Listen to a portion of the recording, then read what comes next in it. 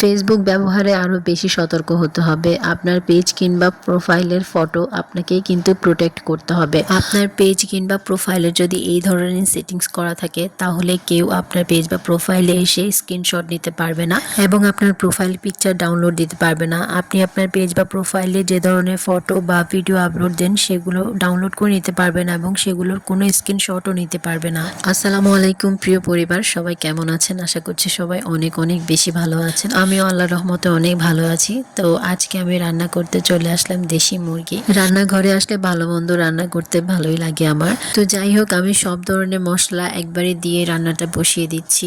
তো পাশের চুলাতেও কিন্তু মুরগি রান্না হচ্ছে, সেটা হচ্ছে ব্রয়লার মুরগির মাংস আলু দিয়ে রান্না করা হচ্ছে।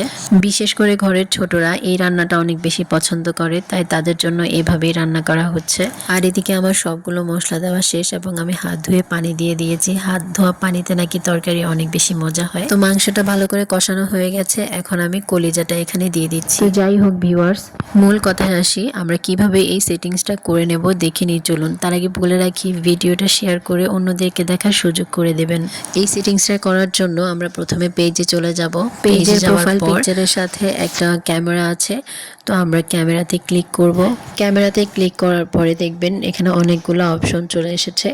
এখান থেকে আমরা turn on the profile picture guide এই অপশনটাতে ক্লিক করব। তারপর নেক্সটে ক্লিক করব। তারপর এখানে সেভ বাটনে ক্লিক করব।